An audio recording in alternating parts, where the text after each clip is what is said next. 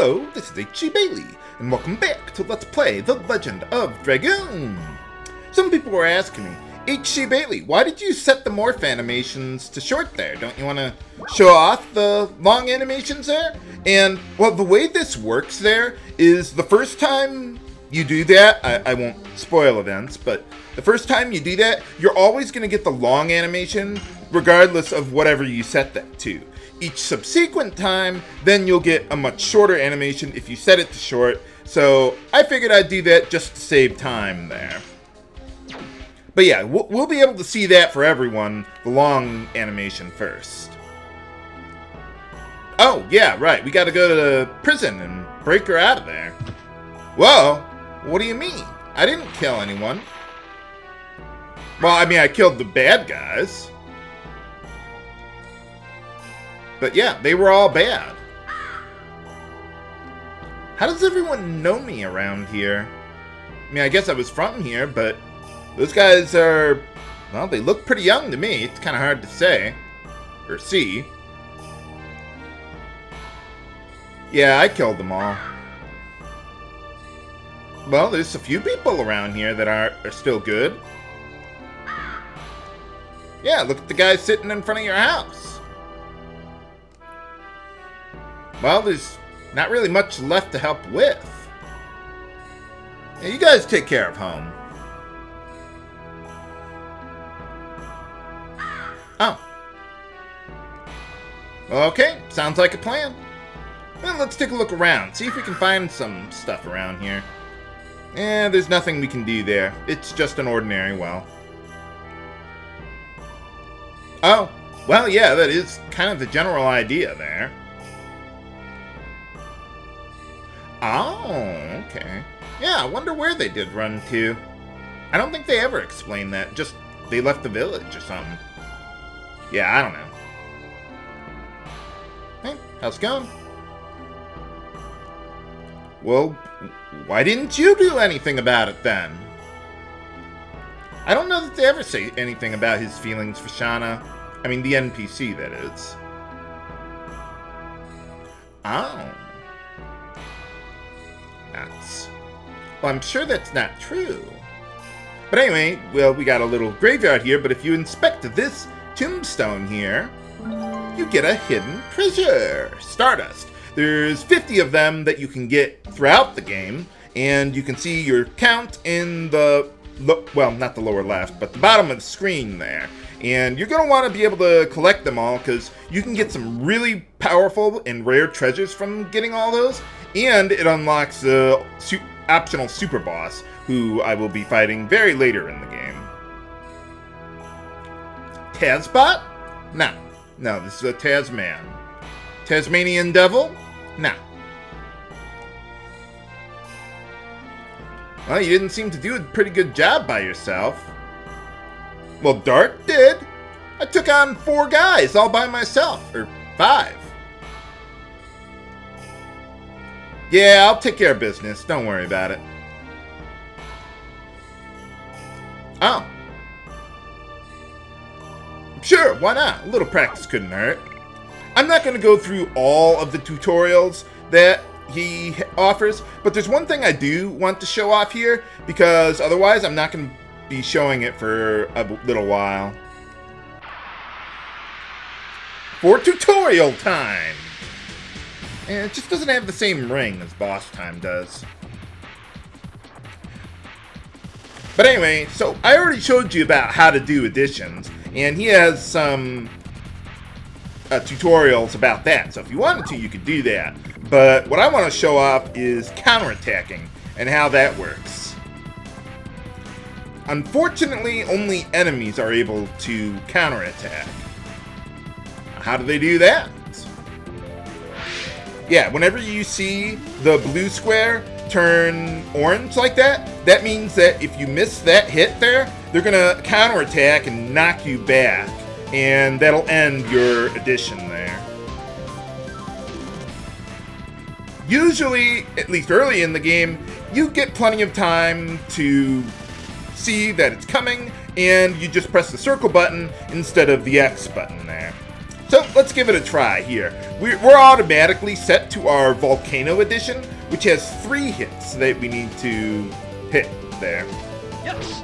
That, circle, go back to the X button. Volcano! Volcano! No, wait, that's another game. Well, at least they got Volcano right in this game. But anyway, yeah, that's enough. I just wanted to show you that's how counterattacks work. There's actually 2 other kinds of counters in the game. One of them I already showed in the first boss fight there. And that was like when you kill the 2 knights, the boss uses a power-up effect on himself. I mean, it's not exactly a counter, but it's more like if you do this, the boss is going to do something else. A lot of bosses where, like, if you use magic against them, they will counter with something. So you want to watch out for that. There's also another kind of counterattack that one particular boss has, where even if you don't see that orange counterattack thing, but you miss a hit, he'll automatically just knock you back anyway for massive damage. So you want to make sure you complete all of those. Archimond, is that you? Kind of looks like him to me.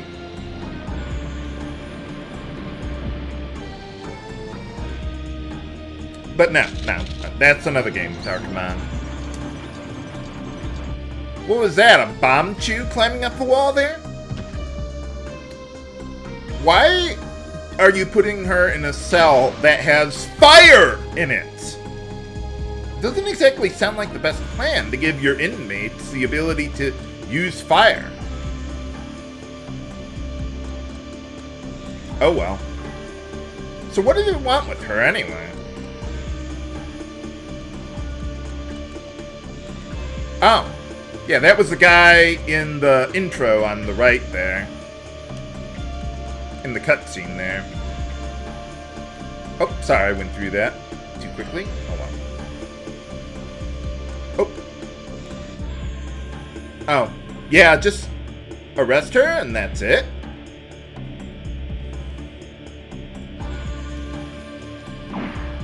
Whoa. Well, they kind of knocked her unconscious when they invaded Seles there. That's a bit more than a scratch, as far as I can tell. Whoa. You might want to think about taking that out on your enemies there, Frugal. Or however you pronounce his name. I guess that's Frugal. Something or other. Oh well. But anyway, let's see. If you press the R2 button when you're on the world map, you can see all the routes that you can take at the moment. I don't know what that route is to the right of Seles there. I mean, I'm guessing that's like where the intro happened when I was running away from the dragon there. But we never actually get to go out in the village that way, so yeah, I don't know what's up with that. But anyway, if you press the L2 button, you go back down here, and when you're on the world map, you can save whenever you want. So let's do that, just in case. And the way the world map works is it's kind of like a Final Fantasy Mystic Quest where you're pretty much on rails to go from one place to another there, but you can still run into random battles along the way. Yeah, now we're actually going to start having random battles, and I'll go over how that works when well, right now, pretty much. Or eventually, anyway. But anyway, well, we gotta go through this forest here in order to get to the other route to take to Helena. Oh, hey, what's this guy doing here? Hey, how's it going? Oh, nuts. Oh, yeah, sure, alright. Yeah, let's see what you got selling there. He sells a few useful items, most notably the body purifier. I want to buy that, just one of them. I think that'll be good. Let's see, the poison and stun status are pretty much like any other JRPG. Arm blocking essentially prevents you from using your physical attacks, so that can be a problem, especially if there's only one of you. But I'm just going to buy one just to be on the safe side. You don't necessarily need to do that. We got plenty of healing potions, and this is the only merchant that sells Burnout before the water elemental boss that I'm worried about on disc 2. So if you want to get him, you can do it now, but we're going to be finding a whole bunch of them along the way, not to mention winning them from some enemies along the way, so I don't think it's necessary to buy them, but if you're going to, you want to do that now, because you won't be able to do it later. The merchant will be gone later. And we also got charm potions that actually do a couple things. They're kind of like, well, not exactly like fairy waters in the Dragon Quest games, but whenever you're about to get into a random battle, you could use a charm potion and it essentially resets the amount of time or steps you take to get into another random battle. And one thing that they don't tell you about that item is if you use it during battle, enemies can't target you with their attacks, and they'll just sit around doing nothing, which that can be pretty useful against certain enemies, or special enemies, if you know what I mean, viewers. But I'm not going to be doing anything with that, so just something to keep in mind there. Oh, yeah, sure, I already used a potion earlier, but sure, we can go for a little tutorial. Once again, here we go! But yeah, once again, I am not going to go through every single tutorial that he has, but I'll show off one in particular. He's going to be talking about the element system in the game. And there's 8 elements in the game. There's fire and water, those are opposites. It's kind of like Final Fantasy X, in a way. Light and dark are opposites. What were the other 2? Oh yeah, wind and earth are opposites, so they deal more damage to each other. And then the other 2 elements are thunder and non-elemental, which neither of those have opposites. So that's how elements and attack items deal their damage. But I want to show you about multiplying items, which is basically like the burnout that I got earlier. That's a multiplying item. So yeah, whenever you see multi, that's what that means. It kind of works like GFs in Final Fantasy VIII, where you mash a button and it makes the attack deal a lot more damage. So you really got to know how to mash in order to get the full potential out of them. Fortunately, unlike Final Fantasy VIII, you can just mash as fast as you want and there will be no consequences. It's not like they're going to try and fake you out where you have to stop for a little while and then keep going after that. No, just go nuts with your mashing. So let's see how that works here. Now, I'm going to show you how I mashed when I first played the game. Basically, what you do, press the button, release it, press it, release, and so on and so forth. The problem is that if you do it that way, you're not going to be able to multiply the damage by very much. Yeah, I could barely get up to 160%. That's pretty bad. So I learned another method, or figured something out that really helps with that. Instead of pressing and releasing the button every time, because that's very, well, time consuming to do that, what I like to do is sort of vibrate my thumb or roll over the button back and forth over and over and over again, and that allows me to mash a lot faster. But if that bothers your thumb doing that over and over again, you could use an object to help you out, like a pen or some other rounded object, to just kind of go over the button over and over again. So let's see how well I can do this time. Let's throw another item at him. These are not from our regular inventory, so don't worry about that. But I do want to go over the button a little bit. Okay, here we go. Let's see how fast I can go this time. Not bad, not bad. Usually I can average between about 230 to 40%. My personal best is 262, and that's without using a turbo controller or tool assisting or anything like that. I would at least practice this until you get up to about 200%. That should be good enough. But yeah, that is pretty much the secret to nuking bosses into oblivion, because boss fights otherwise take a long time to kill. So yeah, let's get out of here. We're done with all this. And yeah, that's one thing that I'm going to be trying to do with this game. I mean, I'm not going to, like, one-shot bosses or anything like that, but I do want to kill them as quickly as possible, because especially later in the game, bosses get, like, really, really long spell animations, and I don't want to have to sit through that over and over and over again. Like, 5-10 minutes for a boss fight, okay, that's reasonable. I don't want to sit around for 20 minutes fighting the same guy over and over and over again. So, fortunately, I know how to work around that problem. So, let's head on through the forest here and try to get to Helena Prison. Now, you see the little indicator above my head? It just turned yellow there. What that means is that when it's blue, you're not very close to getting into a random encounter. When it's yellow, you're getting a bit closer. When it's red, you're probably about to get into a random battle any second now. So that'll help me out a lot with recording as well as my commentary throughout the whole area, or the game. Okay, now once we get over here, okay, we could get into a random battle now. Why not?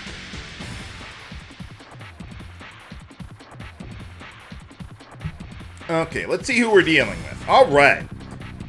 One thing with both of these enemies is that they have pretty high evasion, so you want to watch out for that a little bit. We've got the Berserk Mouse there, and that one can actually run away from battle too. So I would recommend killing that guy first.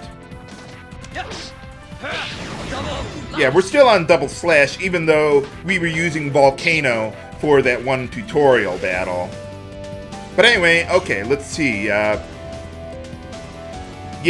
that monster certainly is. Okay, let's take him out. Awesome. By the way, when an enemy evades your attack, it can only evade the first hit of a potential addition. And if that happens, your addition just never happens to begin with, so there's nothing you can do about it. If you start charging towards an enemy and you don't see the box popping up there, that means you know they're going to evade and don't even bother trying. There's nothing you can do about it. But anyway, okay, so from here, we want to go down a little, then to the right, into the middle of those trees there, and then we can get some treasure around here. Little gold. Yeah, that is one thing about this game, is that equipment, items, and all that stuff, I was going to say never, but that's not true. But normally, they don't really get expensive in the game, for the most part. Except for legendary stuff. And another burnout. Awesome. And some people were asking me, H.C. Bailey, are you going to ban the legendary equipment in this game that you can buy? And, well, I'm not really banning it, so to speak, but it's just so prohibitively expensive that I'm never going to be able to use it anyway. So, don't worry about it. I've heard that I can get into a random battle right now.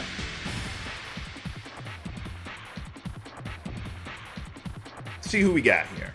Okay, well, there's another new enemy, Trent, here. So what I'm going to do, one thing about the Trent enemy here is that they are really, really slow. So what I want to do is guard to sort of heal myself, because you always get 10% of your max HP back per guard. So I'm just going to do that over and over again, because this guy is so slow, and he's not going to get that many turns relative to me. So let's just keep on doing that for a little while. By the way, about the legendary equipment, I've heard that if you actually do buy it, it's like 10,000 gold or something ridiculously expensive that you'll never get. But I've heard that it basically makes you invincible, practically, like adamant armor in Final Fantasy IV or something. So, yeah, I mean, I'm not, like I said, I'm not strictly banning it. It's just, it just costs way too much that I'll never be able to afford it anyway. But anyway, yeah, this guy can cast a little magic on us, and that would be Earth Elemental. So he has rocks that shoot lasers at us and throws them at us, I guess? Okay. But anyway, like I said, with guard healing here, that's pretty much going to be our way to heal up our party members early in the game. There will be better ways later on, but for right now, this is all we got. I don't think we even have a healing point in the first two areas, do we? I mean, I didn't see one in the town, and I don't think there's one in the forest here. So, yeah, pretty much guard healing is what you got, because we don't have any, like, healing magic I mean, we got some healing items, but I want to save those for later.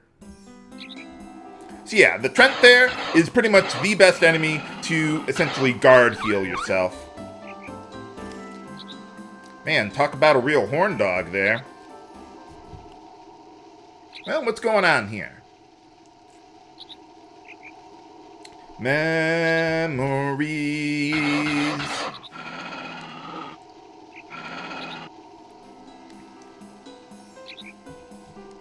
Oh, well, yeah, that is kind of why we're here.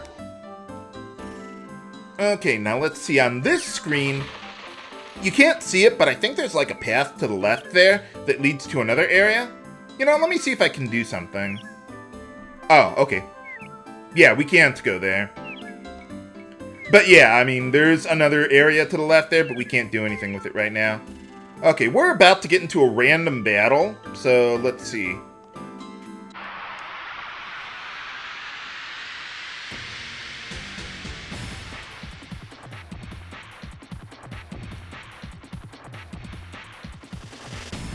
Okay, well, there's the last new enemy around here, Goblin, on the left there. And there's nothing too much special about them, so let's take them out pretty quickly there. Now, you saw how I was about to get into a random battle, even though I was pretty much at the end of the area. That's one thing that I'm gonna be doing throughout the game to mitigate grinding is, well, what I call micro grinding. If I'm about to get to the end of an area and my encounter rate there is up to red, then I will just kind of walk back and forth a little bit to get that random encounter, because I'm almost there anyway. I might as well take advantage of the opportunity as long as I'm almost ready to get into another random battle. Double slash. So I'm going to try and minimize grinding as much as possible. You really don't need to do it in this game. The game is reasonably easy enough to not require it. But I want the boss fights to not take forever, so I will do a little bit here and there, like the micro grinding, but I'm not going to do too much of it. Oh, I should have, like, guard healed or something there.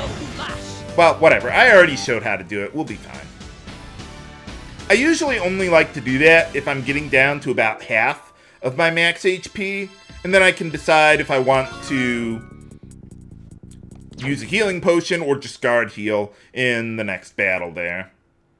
But alright, we also won another item there, a pellet. That's essentially the same thing as the burnout item, except it's earth elemental instead of fire elemental. Not that any of that is really useful, but it's there. Okay, took care of that enemy, and yeah, looks like, alright, we've made it to Helena prison there. So before trying to break in, let's see, I already did guard healing in the battle that was there off screen. By the way, the enemies you can meet up with on the world map around here are the same as in the forest there. There's a few unique random encounters on the world map, but for the most part, the enemies you'll encounter are the ones in the dungeon that you either just got out of or in the next dungeon or whatever works there. But how can we even break into this impregnable fortress, Helena Prison? Find out next time on Let's Play The Legend of Dragoon. This is H.C. Bailey signing off. Have a good day.